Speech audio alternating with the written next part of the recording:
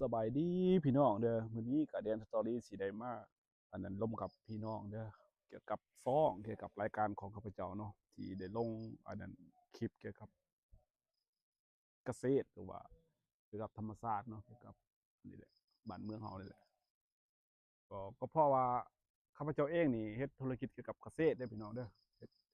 ธุรกิจเกษตรเลี้ยงปลาเลี้ยงกบเลี้ยงเอี้ยนเด้อพี่น้องเลี้ยงหมู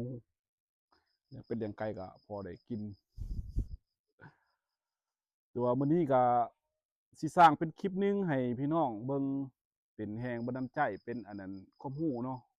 จุดดีจุดอ่อนของธุรกิจการเกษตรคือธุรกิจเกษตรนี่มีจุดดีจุดหนึ่งก็คือว่าเราพอเพียงพี่น้องเราอยากกินหยังก็เป็นของเราเองเราอยากกินปลาก็ได้กินกบก็ได้เนาะเพราะว่าเราได้เลี้ยงเด้อืมนั่นแหละทำการค้าขายก็ขายได้เป็นของเราเองเนาะก็ถ้าจะเป็นจุดอ่อนนี่ก็คือ ง่ายๆดอกบ่ได้ยากนะจุดอ่อนจุดอ่อนนี่ก็คือว่าความรู้พี่น้องถ้าเฮ็ดธุรกิจเกษตรบ่มีความรู้นี่แม่น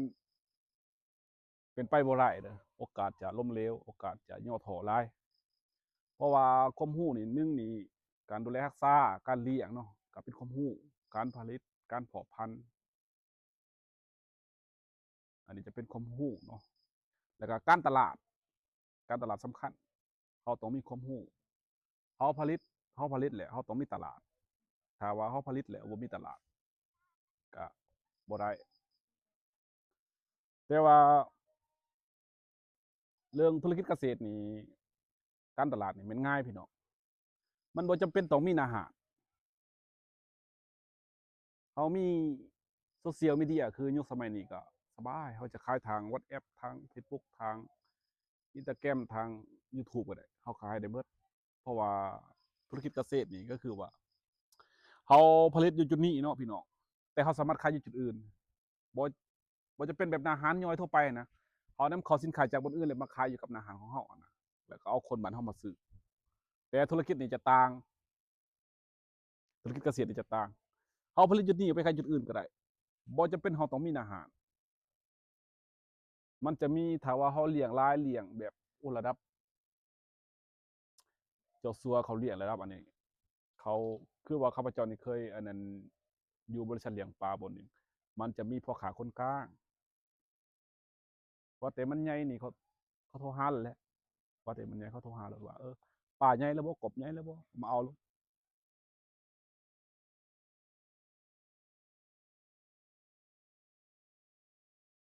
อันนี้เขาสีผากเทิงอันนั้นเนาะพี่น้องที่กำลังย่อท้อกำลังแบบคิดอยากเฮ็ดธุรกิจนะก็ที่จะเป็นบทเรียนให้ซึ่งกันและกันแหละคือว่าข้าพเจ้านี่ยังจะเรียนรู้นำพี่น้องคือกันคือว่าถ้าว่าเราอยากเฮ็ดธุรกิจอีหยังก็อย่าพี่น้องเพียงแต่เราต้องมีความรักความมักในตัวของมันจะมีค่าของมันเองเนาะถ้าว่าธุรกิจใดก็อย่างานใดก็อย่าถ้าว่าเราบ่มีความมักบ่มีความต้องการและว่าบ่มีความรู้เราก็เฮ็ดบ่ได้เฮ็ดแล้วก็ล้มเหลวเฮ็ดแล้วก็ย่อท้อเฮ็ดแล้วก็เมื่อยเฮ็ดแล้วบ่ประสบความสำเร็จเราจะท้อเองเราหมดทุนหมดหอนหลายหมดอันหลายเราเฮ็ดเป็นไปบ่ได้แต่ว่าข้าพเจ้านี่ก็เริ่มเฮ็ดธุรกิจเกษตรนี้ได้2 ปีมานี้ก็ลงทุนเฮ็ดอ่างนี่หมดหลายล้านเติบพี่น้องเพราะว่าเฉลี่ยเป็นเงินลาวเฮาก็ประมาณอยู่100ปลายล้านถ้าว่าเป็นเงินบาทก็ประมาณอยู่200,000 200,000 200,000ปลายนี่แหละประมาณนั้นแหละเพราะว่าอ่างของข้าพเจ้าใหญ่ใหญ่ข้าพเจ้าสามารถเลี้ยงได้หลายฤดูกาลแต่ว่าก่อนมาถึงจุดนี้ได้ก็บ่ได้ง่ายพี่น้องก็บ่ได้ง่ายเราผ่านประสบชีวิตมาหลายอย่างเคยล้มเหลวเคยอกหัก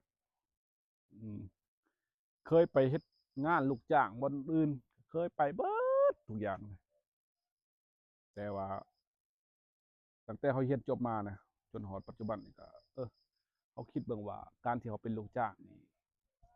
ตลอดเป็นไปบ่ได้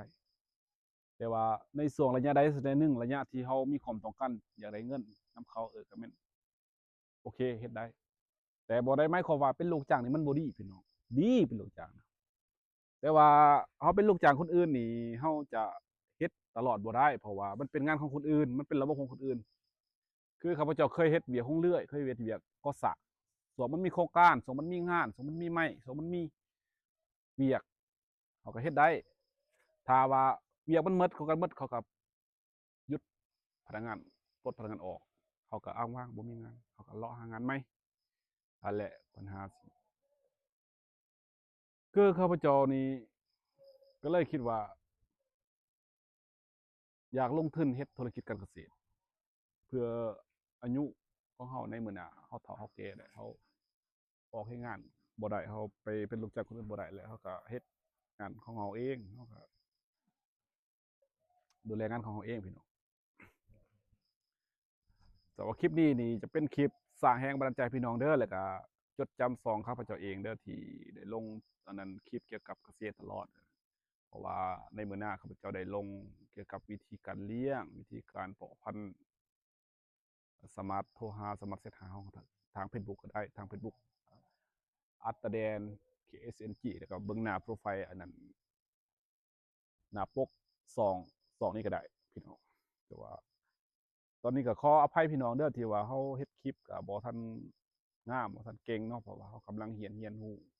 เพราะว่าทุกอย่างนี่มันต้องเรียนรู้พี่น้องคันว่าเฮาบ่เรียนรู้นี่บ่มีคนใดที่จะเฮ็ดได้เนาะทุกอย่างมันต้องเรียนรู้เด้อพี่น้อง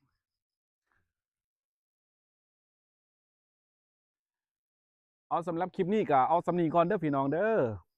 ฝากติดตามกดไลค์กดแชร์เฮาหน่อยเด้อพี่น้องเด้อจะได้ลงคลิปไปเรื่อยๆให้พี่น้องเด้อก็คือข้าพเจ้าเป็นคนจริงใจเด้อเพราะว่ากำลังสร้าง2ไม้นี่คนใดที่ติดตามเฮาเฮาก็ได้ติดตามกลับเขาเลยเขาเป็นสวยกันเด้อพี่น้องเด้อเพราะว่าเฮาเฮ็ด YouTube เฮาเฮ็ด Facebook เฮาอยากอันนั้นเพิ่มอันนั้นเอิ้นว่าช่องทางตลาดช่องทางสาธารณะให้เขารู้จักเฮาหลายขึ้นนะมีแต่ว่าเป็นกำลังใจซึ่งกันและกันเด้อพี่น้องเด้อมื้อหน้าก็สิมาทำคลิปใหม่อีกเด้อพี่น้องเด้อสำหรับคลิปนี้ก็เอาส่ำนี้ก่อนเด้อพี่น้องเด้อแล้วก็คลิปสุดท้ายแล้วก็สิให้พี่น้องไปชมอ่างหรือชมอันนั้นป่าเด้อพี่น้องเด้อชมกบขอบใจหลายๆพี่น้องขอบใจหลายๆ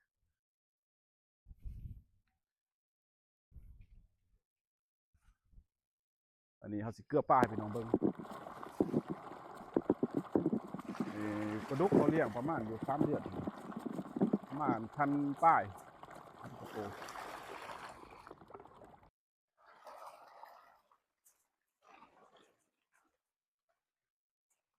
โซนนี้ก็เป็นก